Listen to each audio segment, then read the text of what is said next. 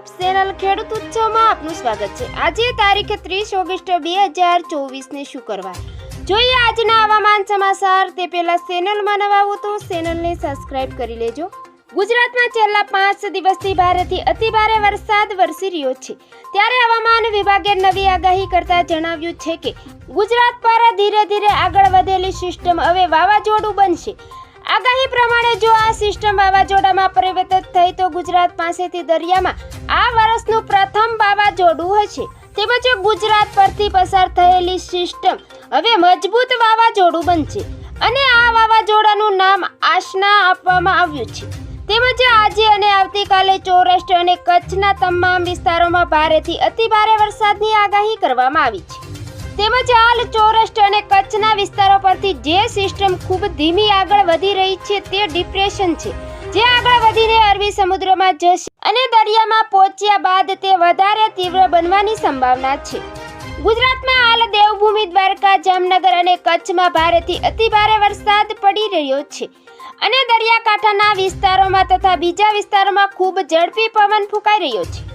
બંગાળની ખાડીમાં low pressure area બનીને આગળ વધેલી આ સિસ્ટમ મધ્યપ્રદેશ પર આવીને તીવ્ર બની હતી અને ડિપ્રેશનમાં ફેરવાઈ હતી, જે બાદ રાજસ્થાન પર પહોંચીને તે ડીપ ડિપ્રેશનમાં પરિવર્તિત થઈ હતી।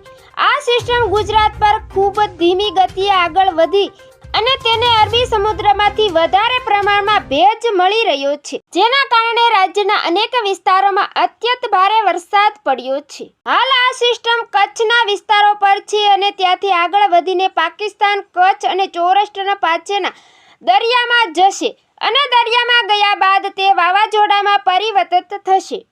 આ સિસ્ટમની અસરથી દેવભૂમિ, દ્વારકા, જામનગર, કચ્છ, મોરબી અને પોરબંદર જિલ્લામાં પવનની ગતિ વધવાની સંભાવના છે, સાથે ભારે વરસાદની આગાહી પણ કરવામાં આવી છે।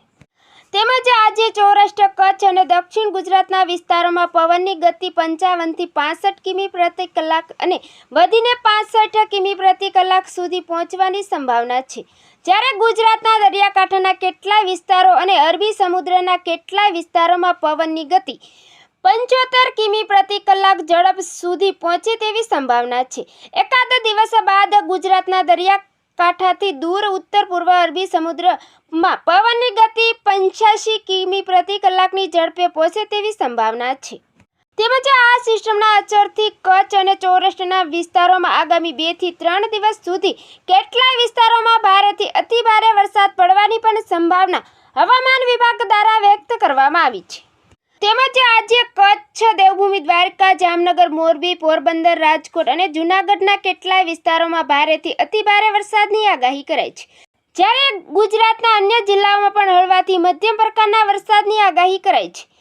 તેમજ ગઈ રાતથી જ અબડાસામાં વાવાઝોડાની અસર વર્તાય છે અને જખૌના કાંઠાના વિસ્તારોમાં ભારે પવન સાથે વરસાદ શરૂ થયો હતો, તો આજે કચ્છની તમામ સ્કૂલો બંધ રાખવામાં આવશે। ભારે વરસાદને કારણે શાળામાં રજા રાખવામાં આવશે।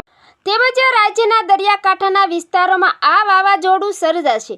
આગામી 12 કલાકમાં આ વાવાઝોડું સર્જાવાની શક્યતા હવામાન વિભાગ દ્વારા વ્યક્ત કરવામાં આવી છે। તેમજ દરિયાકાંઠે માછીમારોને ન જવા સૂચના આપવામાં આવી છે।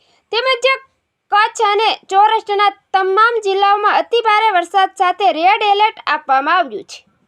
તેમજ આજે અને આવતીકાલે સૌરાષ્ટ્રના પોરબંદર, જામનગર, મોરબી, રાજકોટ, જૂનાગઢ, દીવ, ભાવનગર સહિતના સૌરાષ્ટ્રના મોટાભાગના વિસ્તારોમાં ભારે પવન સાથે વરસાદની આગાહી કરાઈ છે।